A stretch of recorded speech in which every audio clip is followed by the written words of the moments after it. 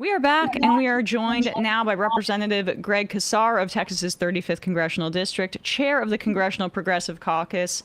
Congressman, thanks so much for coming on the show. Emma, it's good to be with you. Great to see you. This is a really important story, and it's hard, again, with this fire hose of news to get your hooks into anything in particular.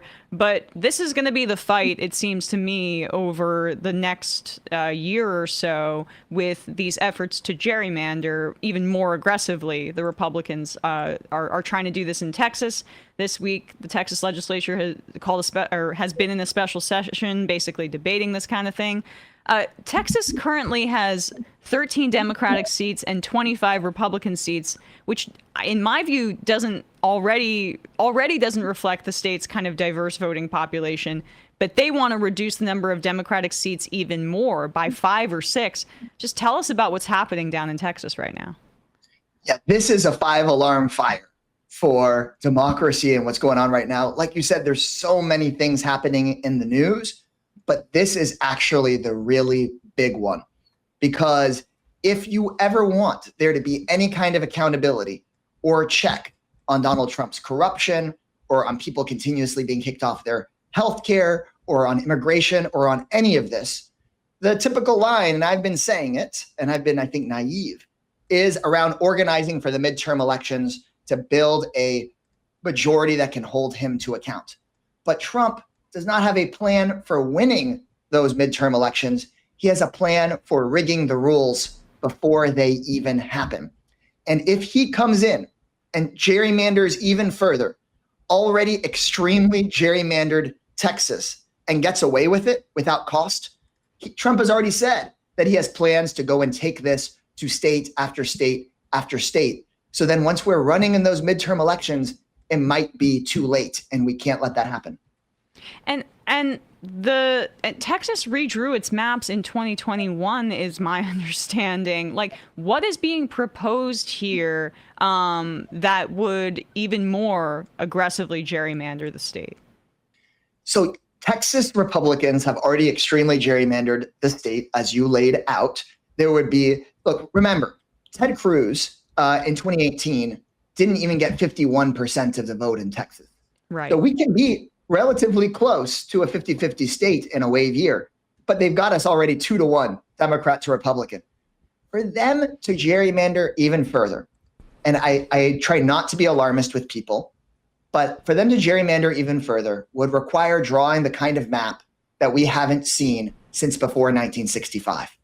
Because when people marched and bled for the Voting Rights Act and the Civil Rights Act, those laws were passed so that you could no longer draw a map like what Donald Trump is demanding in Texas. It would require, to get 5 more seats, it isn't getting rid of 5 Democratic seats. It would require chopping up communities of color in maps in ways that have been illegal for decades, for longer than you and I have been alive. Right. And that's what they would do. And if they're able to get this Supreme Court to rubber stamp the end of Section 2 of the Voting Rights Act as we know it, then they could spread this all across the country. And that's what they're trying to do.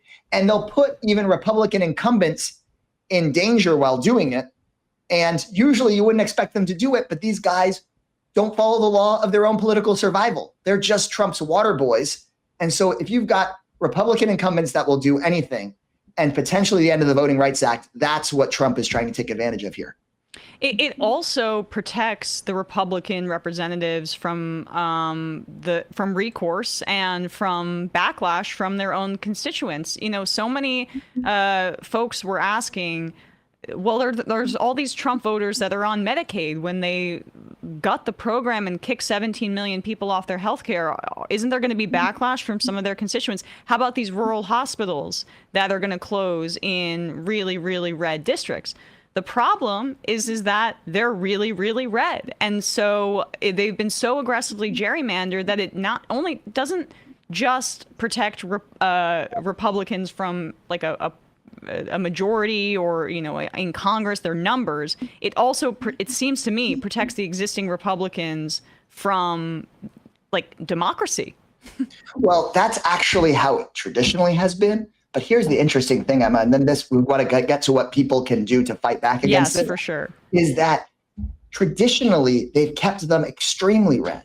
But for them to go so far to carry Donald Trump's water and go for 5 Democratic seats, some of them may wind up in pink districts because you just can't disappear the millions of Democratic voters, especially in our cities. At some point, they're going to vote. And so that creates actually an opportunity to harness that backlash.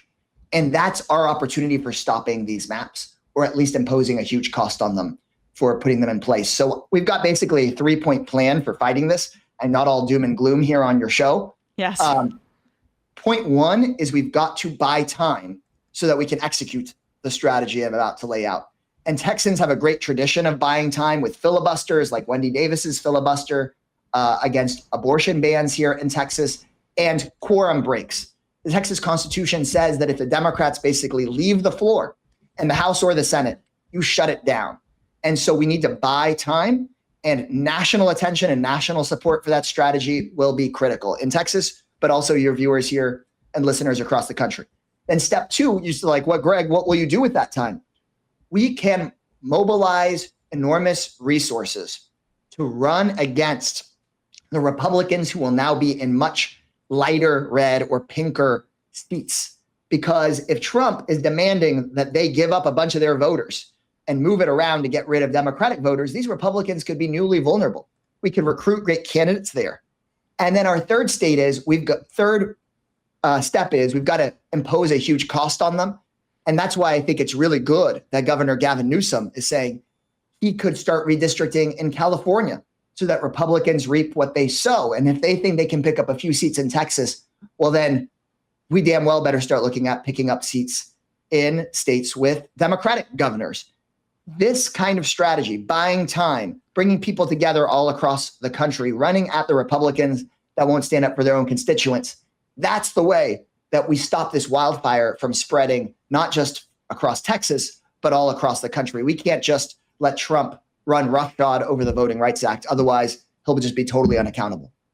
Yeah, and we should say that the Supreme Court has kind of enabled this level of racist gerrymandering with their previous decision, striking down parts of the Voting Rights Act. But you mentioned Gavin Newsom and California and how they are, talking about fighting back. Can you explain to folks the state of these blue states and their redistricting process? Because Democrats have kind of long held on to this belief that while Republicans are going to be partisan and crazy, let's just maintain nonpartisan redistricting committees in blue states like California or New York. Some, like Illinois, I believe, has done some of its own kind of more partisan gerrymandering to fight back against Republicans. But our biggest, most populous states, that's not the case. So speak about that a bit more, if you don't mind. Yeah, look, I am deeply for getting rid of gerrymandering across the country. Yeah. What What I'm not for is letting Republicans follow their own sets of rules and have an authoritarian power grab while we are Boy Scouts and Girl Scouts failing our own constituents. So look, if California having an independent commission inspired Texas to have one, that would be great. But that's not what's happening right now. California having an independent commission is rewarding people like Trump and Abbott to come suppress the voting rights of millions of people of color in my state. So in my view, I think the actual progressive but living in the real world attitude should be California should have an independent commission that is triggered when Texas has one. New York's independent commission should only draw an independent map once Florida has one. That's how we actually get to a level playing field and get rid of gerrymandering across the country. Otherwise, blue state governors protecting independent commissions is what enables there to not be independent commissions, especially in the former Confederate states. Yeah. That's the reality. So we've got to be progressives living in the real world where people are suffering right now. And then hopefully we can elect a majority, a pro-democracy majority in the Congress to just pass a law banning gerrymandering nationwide. I'm not saying that we get rid of independent commissions for a state legislature, for example, because they all play by the same state's rules. but it doesn't make any sense for Texas to suppress voting rights and then California not to do anything about it because, they've had this commission for a while. And can you speak a little bit about Trump himself and his role in trying to pressure Texas to do this? You mentioned it earlier because he's worried about the midterms and he just wants to subtract seats. But it is unusual, to say the least, to have a president weighing in on this so publicly, so aggressively. And your just assessment of what you just described as authoritarian, and I would share your view. Yeah, look, Donald Trump, it's been widely reported, made it personal phone calls into Texas to say, you are giving me 5 of your seats. I mean, these Texas Republicans who say that they're tough and independent are being told to completely redraw their own districts in order to allow a president to do continued cover-ups. That's what's going on here. And remember, Trump learned this lesson after the 2018 election, where he lost the majority in Congress, and suddenly there could be subpoenas and investigations against him and his corruption and his criminality. Suddenly his legislative agenda could be blocked. He doesn't want that to happen again because his crime and criminality and corruption is like 10 times worse now. And so he is basically telling Texas Republicans, I don't care about you or your constituents or your seat. Trump only cares about him covering for himself. And now they've got the choice about whether they're going to stand up for themselves and their state or whether they are just, Trump's boys. And that's the question that's before them right now. I mean, we just went through this devastating flood where people in the county that I'm in right now died and lost loved ones and family members and their children. We could be focused on relief and rebuilding, but Trump is telling Texas Republicans, no, your focus is redistricting. Yeah, what did he say when Epstein came up? When in the aftermath of that flood, he said, "We have Texas to worry about." He said it sounds like a bit of a desecration to bring up. I mean, it might be a bit of a desecration to not focus on the families affected and just make it about your own power grab. But I digress. Exactly. But the thing I really want folks to come away with knowing is that this is in many ways the ball game. And that no matter where you are across the country, you can help. Call your governor, call your member of Congress, elevate this issue because this is Trump trying to rig the election before we even have it. And so it is time right now. And those Texas legislators who get something like $6,000 a year for their job, I mean, them having to take the risks of fleeing the state or doing filibusters and this kind of work, they could really use your support fighting for our democracy right now. It's starting here.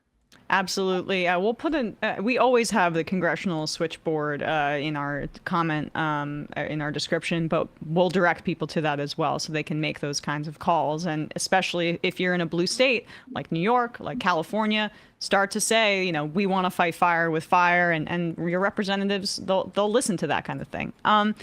Let's move on to something else that you're working on here. You introduced legislation that would ban surveillance pricing. There's a great write-up about it in the American Prospect that I'd encourage people to read. Of course, David Dayen's always on it. But if you don't mind explaining what this legislation is designed to do and what the problem is that you're identifying here.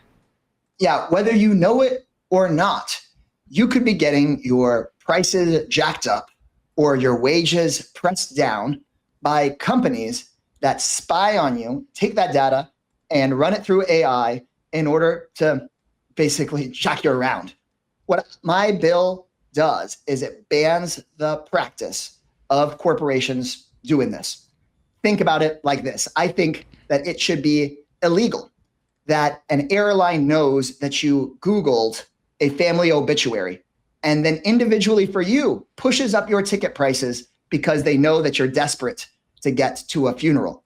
Or on the wage side, I think that we should ban the practice of a ride-sharing app, for example, knowing that you recently visited a pawn shop because they know your location and they know you've hit hard times. And so then they start offering you a lower wage on DoorDash or a lower wage for a ride-sharing app because they know you've hit desperate times. These companies should actually have to compete on improving their products, not compete on using AI to squeeze every last penny out of you.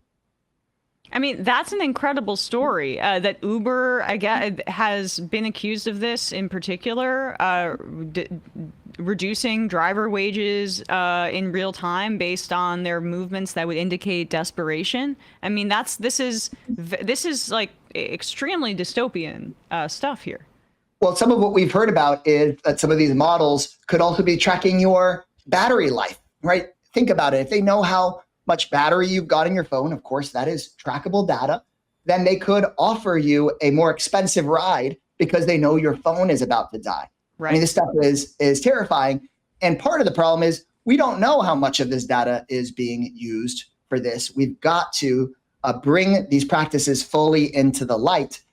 Delta Airlines, for example, just announced that they are going to start increasing surveillance, or at least artificial intelligence pricing.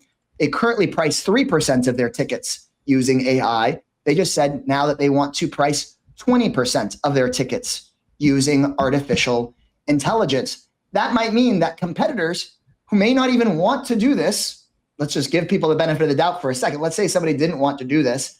There could be the competitive pressure for them to do it as well. You know, we want airlines, we want our products to improve, and that's why we would pay more, not for them to figure out how desperate you are and then just squeeze every last penny out of you. I mean, how does this not violate price discrimination laws? This is textbook price discrimination, but just because they're using a fancy computer doesn't mean that they're not discriminating. Yeah, I mean, we've got to update our laws, right? As you know, the kind of common sense one is a gas station should not be able to jack up your gas prices because a hurricane is coming. But with the rapid development of artificial intelligence, this is an area that has gone largely unregulated. And Right. we know that when we try to apply our laws from 100 years ago, oftentimes these big lobbies go and beat us up in the courts and oftentimes win. And so it's really time for us to make very clear that this practice is illegal and banned. Look, artificial intelligence is going to keep on growing, but I want the government to set up guardrails so that that AI is being used to, say, detect early onset of lung cancer. I don't want that AI to be going and detecting, how low my battery is and that they could charge me more, or what I Googled so they can charge me more, or that I'm under hard times and they can pay you less. And basically, if you want to hear the industry defense here, Emma, and say that this is okay, they say that this is the industry term, they say that they are just using our private data to find out our, quote, willingness to pay. And that, and they say, well, if your willingness to pay is a little bit less, maybe we can charge you a little bit less. That's good for you. I mean, give me a break. Willingness to pay is just how much is the most we can charge you or the least we can pay you. And I don't want companies competing, spying on us. We want companies to actually have to provide a better product and pay people what they're worth. I saw that some members of Congress signed on to this letter, Alexandria Ocasio-Cortez, yourself, Bernie Sanders, Cory Booker, et cetera, on enforcing the Robinson-Patman Act of, I guess it was the 1930s. Can you talk a little bit about your signage onto that letter and how that connects with this legislation you've introduced, if at all? Yeah, I mean, look, we are the set of laws that we created in the 1930s and in the 1940s, from Robinson-Patman to Packers and stockyards, the ways that we recognized coming out of the Great Depression, that massive consolidation of the economy, price gouging, and essentially the Elon Musks of their day trying to buy the government helped cause the Great Depression. We've got to learn from that today in the modern day. And today in the modern day, we've got to be dealing with the fact that we don't want artificial intelligence jacking up our prices and getting rid of our jobs. We've got to be really careful with how cryptocurrency seems to be getting more and more deregulated or lightly regulated. We need to have learned our lessons from the 1920s about speculators and deregulation. So I think a modern progressive movement, and I hope a thoughtful, forward-thinking Democratic Party should present to voters that we see the problems that are coming in this century and that we could be inspired by sort of the OG progressives and populists of the 1920s and 1930s. We could try to enforce those laws, and we should. But dang, I think we also need the 2020s version and the 2030s version of solving these problems. A lot of them rhyme, like with the problems we had 100 years ago. Oligarchy today rhymes quite a bit with oligarchy from 100 years ago. But we also, need to recognize that they're using new tools, and we need to propose new laws to deal with those very real problems. And people know it. I mean, you open up an app, it's immediately already asking you to accept terms and conditions for 50 different things. My legislation kind of answers the question for you of what are they wanting all this data for? Right. Wow. This is educational as well as like something where people should call their representatives and say, hey, support this legislation. I mean, this is the kind of thing that if we want to say we have a functioning Congress, that should be being passed to protect people from these kinds of practices. Lastly, Congressman, before I let you go, I wanted to ask you a bit about, because we're here in New York, and Zohran Mamdani's victory has been just this like enormously exciting moment for the city, and the leader of the Democrats in the House, Hakeem Jeffries, has not endorsed Zohran Mamdani. What's your reaction to that, and what has the reaction in Washington been within at least the reaction of the Congressional Progressive Caucus to his victory, and what that signals about this kind of politics within the Democratic Party? Look, Alexandria Ocasio-Cortez recently had a big meeting for folks on the Hill with Mr. Mamdani. It was a great meeting. I've gotten a chance to speak with him before his win. And afterwards, it's impressive. It's, I think, a powerful message that he's been focused on every single day about loving the city of New York and making it affordable for everyday people and being relentless on that message to have achievable progressive goals that appeal to everybody, like buses being fast and free. I know that he had a meeting with Leader Jeffries recently. I haven't got an update on how that meeting went, but I'm encouraging everyone in Congress and across the Democratic family to endorse and support him. Because look, I agree that we do need a bigger tent that includes more voters and more voices inside of the party. And creating a bigger tent also includes the very progressive and further left parts of the party, along with voters that might be more moderate than Mr. Mamdani on a variety of issues. We need to build that big coalition. But oftentimes when we hear some of the more, in my view, some of the more cynical voices saying we need a big tent, they're talking about adding like big bank CEOs to the tent, but they don't want Mamdani, who inspired millions of people in the tent.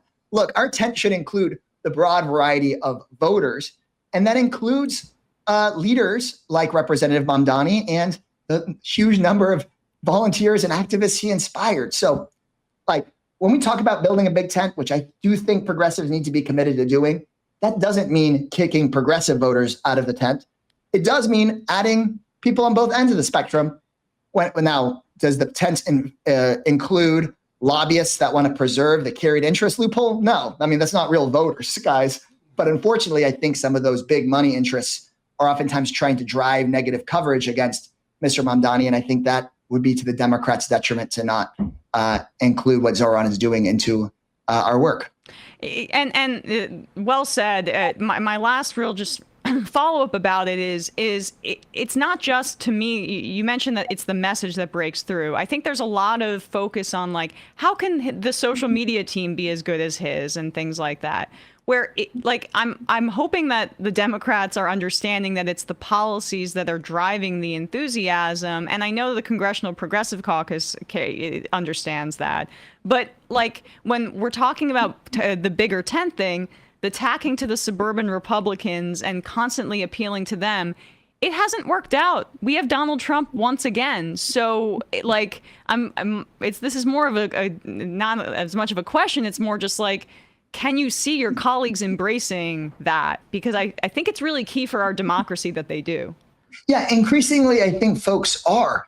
And I think that goes back to the actually including a lot more voters idea here. You don't have to go and have some watered down, means tested, corporate checked policy in order to bring in some of those, what some folks watching here might call like a normie voter. No, buses being fast and free, as Mr. Mamdani said, is something that everybody can understand and everybody can click with. Certainly, I mean, his videos and social media are amazing.